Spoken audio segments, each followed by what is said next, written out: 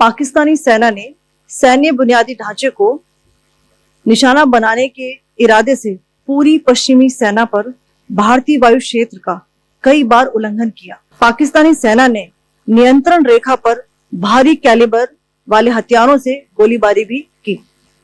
अंतर्राष्ट्रीय सीमा और नियंत्रण रेखा पर लेह से लेकर सरक्रीक तक 36 स्थानों पर 300 से 400 लगभग ड्रोनों का इस्तेमाल घुसपैठ का प्रयास करने के लिए किया गया। भारतीय सशस्त्र बलों ने काइनेटिक्स व नॉन काइनेटिक साधनों का उपयोग करके इनमें से कई ड्रोन्स को मार गिराया। ड्रोन के मलबे की फोरेंसिक जांच की जा रही है। प्रारंभिक रिपोर्ट्स से पता चलता है कि वे तुर्की के असीस गार्ड सोंगर ड्रोन्स हैं। आप देख रहे हैं देश लाइव, देश की आवाज। नमस्कार, गुड आफ्टरनून, आप सबका स्वागत है। और मैं सबसे पहले अनुरोध करूंगा कर्नल सोफिया कुरैशी से कि वो आपको आज तड़के सवेरे से हुई घटनाओं से अवगत कराएं। Colonel Qureshi. Thank you sir. नमस्कार। 8 से 9 मई 2025 की मध्य रात्रि को पाकिस्तानी सेना ने सैन्य बुनियादी ढांचे को निशाना बनाने के इरादे से पूरी पश्चिमी सेना पर भारतीय वायु क्षेत्र का कई बार उल्लंघन किया। यही नहीं बल्कि पाकिस्तानी सेना ने नियंत्रण रेखा पर भारी कैलिबर वाले हथियारों से गोलीबारी भी की। अंतर्राष्ट्रीय सीमा और नियंत्रण रेखा पर लेह से लेकर सरक्रीक तक 36 स्थानों पर 300 से 400 लगभग ड्रोनों का इस्तेमाल घुसपैठ का प्रयास करने के लिए किया गया। भारतीय सशस्त्र बलों ने काइनेटिक्स व नॉन काइनेटिक साधनों का उपयोग करके इनमें से कई ड्रोन्स को मार गिराया। इतने बड़े पैमाने पर हवाई घुसपैठों का संभावित उद्देश्य वायु रक्षा प्रणालियों का परीक्षण करना और खुफिया जानकारी इकट्ठा करना था। ड्रोन के मलबे की फोरेंसिक जांच की जा रही है। प्रारंभिक रिपोर्ट्स से पता चलता है कि वे तुर्की के असीस गार्ड सोंगर ड्रोन्स हैं।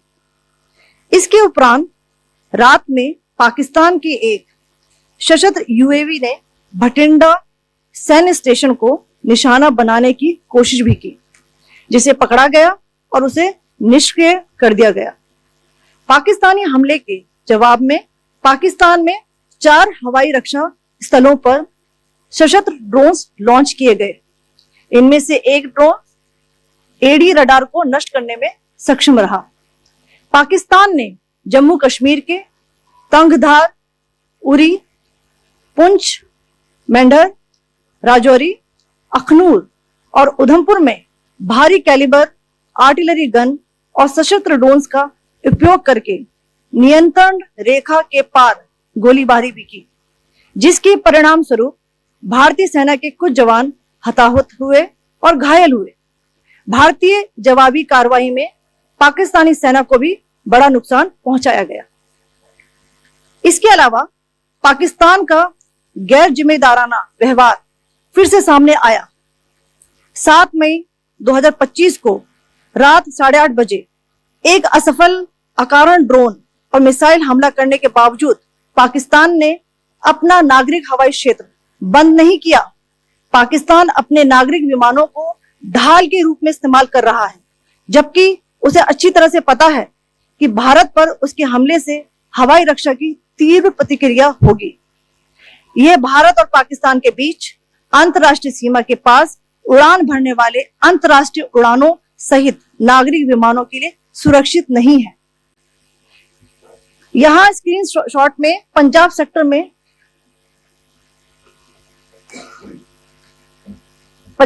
में हाई एयर डिफेंस अलर्ट स्थिति के दौरान एप्लीकेशन फ्लाइट रडार 24 का डेटा दिखाया गया है। जैसा कि आप देख रहे हैं यहाँ पर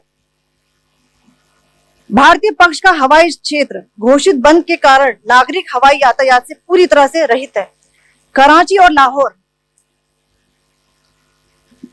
के बीच के हवाई अड्डे मार्ग पर नागरिक एयरलाइंस उड़ान भर रही है। हाई अलर्ट किया गया है विमान फ्लाइनेस एविएशन का एयरबस 320, जैसा कि आप यहां देख रहे हैं।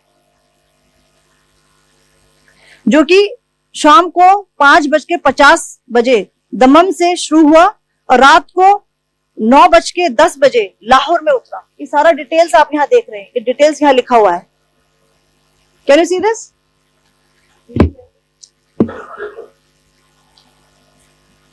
भारतीय वायुसेना ने अपनी प्रतिक्रिया में काफी संयम दिखाया और इस प्रकार अंतरराष्ट्रीय नागरिक विमान सेवा की सुरक्षा सुनिश्चित की। धन्यवाद। जय हिंद। कल रात की पाकिस्तानी सेना की कायरतापूर्ण गतिविधियों से आपको कर्नल कुरैशी और विंग कमांडर सिंह ने पहले ही अवगत करा दिया गया है। ये जो हमले हुए कल रात को, भारतीय सैन्य इकाइयों ने पर्याप्त रूप से और एक जिम्मेदाराना रुख अपनाते हुए इन हरकतों का उत्तर दिया। सर, कल आपने इसी पोडियम से पाकिस्तान के IMF बेलआउट को लेकर और इंडस वाटर ट्रीटी को लेकर जो टिप्पणी की थी, उसकी पाकिस्तान में काफी तीखी प्रतिक्रिया भी आई और उसके बाद हमने देखा कि पाकिस्तान की तरफ से किस तरीके से लेह से लेकर भुज तक पूरी बॉर्डर के ऊपर जो इन्वेजन था वो किया गया। मौजूदा सिचुएशन के अंदर पाकिस्तान के बेलआउट पैकेज को लेकर और पाकिस्तान के इन अटेम्प्ट्स को लेकर आपका क्या असेसमेंट है? और दूसरा ये भी जानना चाहेंगे कि पाकिस्तान की तरफ से ये जो अटेम्प्ट किया गया था उसका भारत ने अभी तक उस तरीके का कोई जवाब नहीं दिया गया है, तो क्या भारत इसका जवाब देगा जो कार्रवाई हुई है बीते 24 घंटों में?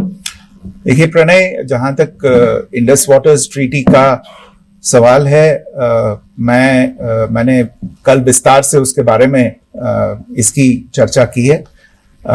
Indus waters treaty is in abeyance and as such I have nothing further to add to the decision that was announced by the cabinet committee on security. जहां तक IMF बेलआउट का सवाल है, आपको ज्ञान होगा कि IMF की आज मीटिंग हो रही है। हम वहां पे अपना पक्ष रखेंगे और जो हमारा मत है इन चीजों को लेके वहां पे साझा करेंगे दूसरे मेंबर्स के साथ। ये बोर्ड पे निर्भर है कि वहां पे क्या निर्णय होता है। और जहां तक जो कार्यवाही हुई है उसका जवाब देने का जो आपने जो प्रश्न उठाया है, जो आज ब्रीफिंग हुई है, जो आपको सूचना मिली है, मैंने भी कहा है कि जो आज सवेरे तड़के सवेरे जो गतिविधियां हुई, भारत ने उनका एक जिम्मेदाराना पूर्ण तरीके से और एक पर्याप्त तरीके से उसका जवाब दे दिया है।